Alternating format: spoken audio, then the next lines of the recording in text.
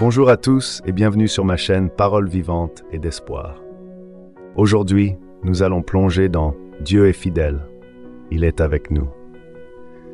Si c'est votre première fois ici, n'oubliez pas de vous abonner et de cliquer sur la cloche pour ne rien manquer de nos prochaines vidéos. Et si vous êtes déjà abonné, merci de votre fidélité. Sans plus attendre, passons directement au sujet du jour. Bonjour à tous, Dieu est fidèle, il est avec nous. Introduction. David mentionne dans le psaume 22 que Dieu habite au milieu des louanges de son peuple. C'est ce qu'on vit à chaque fois que nous sommes réunis comme son peuple. Dieu est avec nous. Il nous l'a promis. Jésus nous a dit « Je suis avec vous jusqu'à la fin du monde et même après la fin du monde ». Il a aussi dit « Il y a beaucoup de demeures dans la maison de mon Père. Je m'en vais vous préparer une place. Je reviendrai et je vous prendrai avec moi, afin que là où je suis, vous y soyez aussi. » Dieu est fidèle, il est avec nous. C'est ce qui ressort dans le texte que nous étudions aujourd'hui. Nous continuons notre étude dans 2 Samuel 5, qui nous raconte l'établissement du règne de David sur tout Israël. Dieu, dans sa fidélité, par une série d'événements, l'avait préparé, orchestré ce moment, sans que David lui-même y participe. Saül et Jonathan sont morts à la guerre contre les Philistins. Ish-Boshet et Abner, dernier soutien de la maison de Saül, sont morts aussi. Maintenant, il n'y a aucun obstacle pour que David puisse régner sur tout Israël.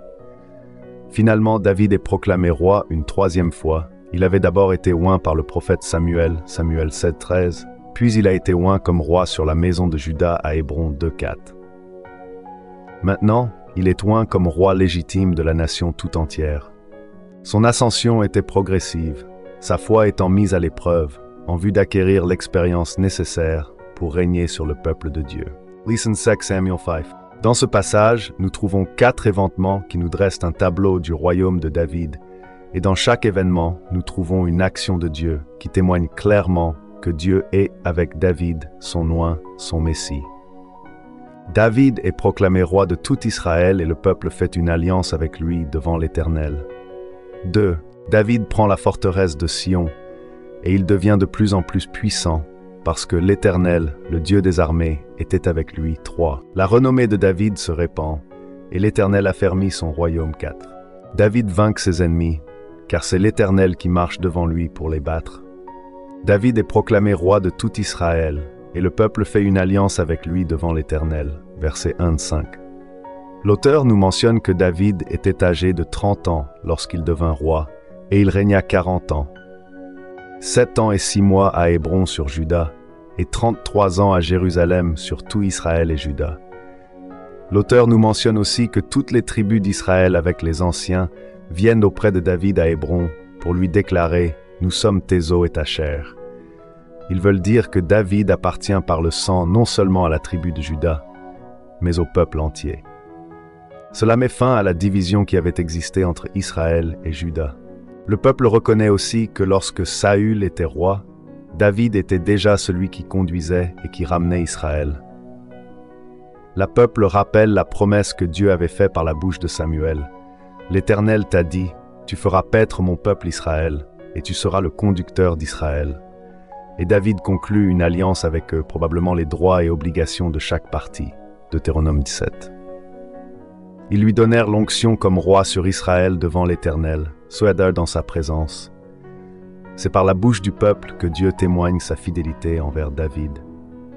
Il lui dit plus tard, « C'est moi qui t'ai pris au pâturage, derrière le troupeau, pour que tu sois le conducteur de mon peuple d'Israël. Israël est son peuple, David est son Messie. » C'est la première fois que l'image du berger est utilisée pour décrire David comme le chef du peuple de Dieu. Pourtant, c'est David qui mentionne « L'Éternel est mon berger, je ne crains aucun mal, car tu es avec moi. » David est choisi comme roi d'Israël alors qu'il était un simple berger. Il devient le roi idéal, unissant les tribus d'Israël. Comme nous l'atteste l'Écriture, David préfigure Jésus à travers son rôle de roi, son origine, son onction. Jésus, le fils de David, dit dans le chapitre 10 de Jean, « Moi, je suis le bon berger. Le bon berger donne sa vie pour ses brebis. Je connais mes brebis, et mes brebis me connaissent, comme le Père me connaît, et comme je connais le Père. Mes brebis entendent ma voix. Moi je les connais et elles me suivent. Je leur donne la vie éternelle. Elles ne périront jamais, et personne ne les arrachera de ma main. 2. C'est là. David prend la forteresse de Sion, et il devient de plus en plus puissant, parce que l'Éternel, le Dieu des armées, était avec lui. Versets 6-10. Le texte nous dit que le roi marcha avec ses hommes sur Jérusalem, qui était habité par les Yébousiens. Jérusalem était le Salem de Melchisédek. Genèse 14-18. Donc, elle était déjà une cité royale à l'époque d'Abraham. Au temps de la conquête, sous la direction de Josué, Juda et Benjamin avaient attaqué la ville, mais très bientôt reconquise par les Yébousiens. Sa position géographique était idéale pour éviter toute invasion. C'était une forteresse naturelle avec de profondes vallées qui la rendaient fortement imprenable. C'est pour ça que les Yébousiens considéraient leur ville comme si imprenable, que même des aveugles et des boiteux pouvaient la défendre. Mais David s'empara de la forteresse de Sion, qu'il appela Cité de David, et il habita dans la forteresse. Le mont Sion est la colline au sud de la ville sur laquelle est bâtie la citadelle. C'est là que David construira après son palais. Plus tard, alors que la ville se sera étendue, Sion désignera tout Jérusalem aussi appelé ville de David. David, en qualité de roi d'Israël, se lève et il prend possession de Jérusalem, et l'auteur du livre nous dit que cela est en accord avec le plan de Dieu.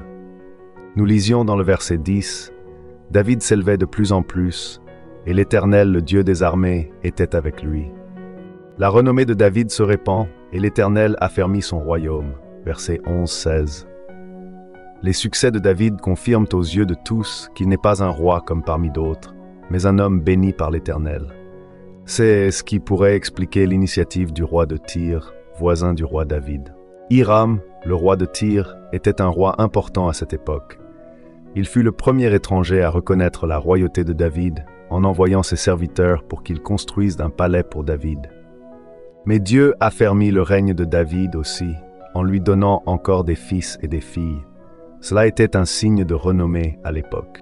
David reconnut que l'Éternel l'affermissait comme roi d'Israël et que son règne prospérait à cause de son peuple Israël.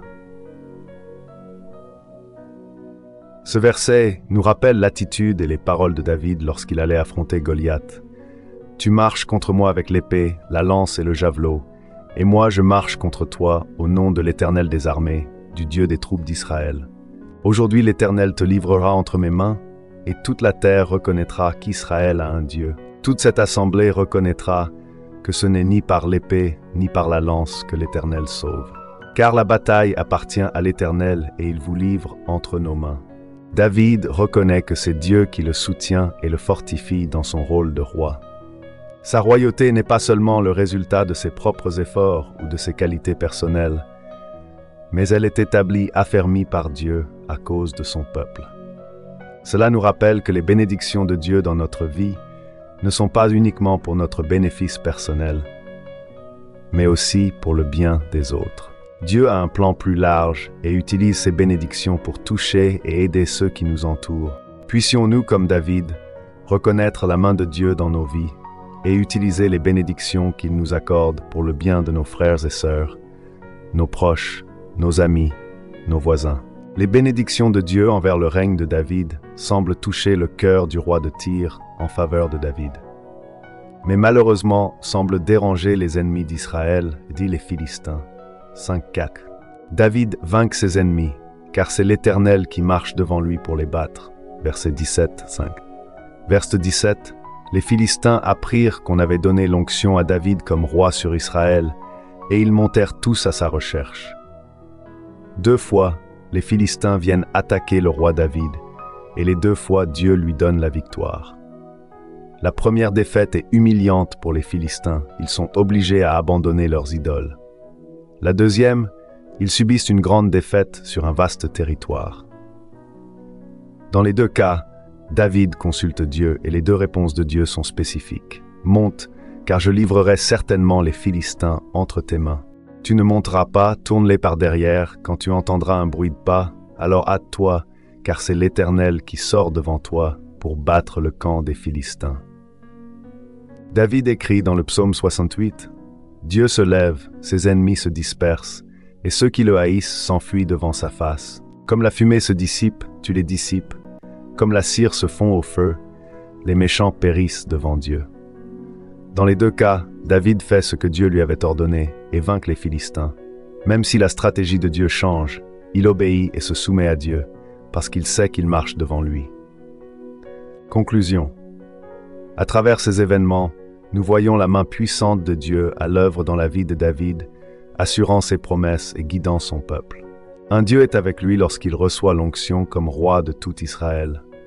2. Il devient puissant parce que le Dieu des armées était avec lui. 3. Dieu affermit son royaume, et la renommée de David se répand. 4. C'est Dieu qui marche devant lui pour vaincre ses ennemis. Frères et sœurs, Dieu est fidèle, il est avec nous. Vous pouvez dire « Dieu est avec moi ». Avez-vous cette assurance? S'il est avec nous dans nos succès, nos détresses, nos épreuves, ça vous arrive de dire parfois « Je crois que Dieu n'est pas avec moi ». Comme David l'exprime dans le psaume 22, 2, 3, « Mon Dieu, pourquoi m'as-tu abandonné? Pourquoi restes-tu si loin, sans me secourir, sans écouter ma plainte? Mon Dieu, le jour je t'appelle au secours, mais tu ne réponds pas, et la nuit encore, sans repos. » Dieu nous connaît et il sait que dans des moments difficiles, nous pouvons nous poser ces questions. Mais à cause de sa fidélité, il nous donne la conviction qu'il est présent dans toutes circonstances.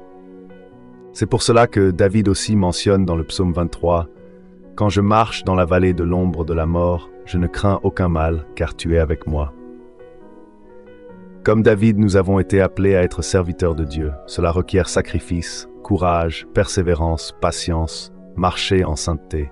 Rappelons-nous ce que Paul dit. « Celui qui vous a appelé est fidèle, et c'est lui qui le fera. » Thessaloniciens 5, 24. Lisons Romains 8, 28, 31. « Nous savons, du reste, que toutes choses coopèrent au bien de ceux qui aiment Dieu, de ceux qui sont appelés selon son dessein. Car ceux qu'il a connus d'avance, il les a aussi prédestinés à être semblables à l'image de son Fils, afin qu'il soit le premier-né d'un grand nombre de frères. Et ceux qu'il a prédestinés, il les a aussi appelés. Et ceux qu'il a appelés, il les a aussi justifiés. Et ceux qu'il a justifiés, il les a aussi glorifiés. » Que dirons-nous donc à ce sujet? Si Dieu est pour nous, qui sera contre nous? Et voilà, c'est tout pour aujourd'hui. J'espère que cette vidéo sur Dieu est fidèle, il est avec nous vous a plu et que vous avez appris quelque chose de nouveau. N'hésitez pas à laisser un commentaire ci-dessous pour partager vos pensées et poser vos questions. J'adore lire vos retours. Si ce n'est pas déjà fait, pensez à liker la vidéo et à vous abonner pour ne pas rater les prochains contenus. Merci d'avoir regardé et à très bientôt pour une nouvelle vidéo.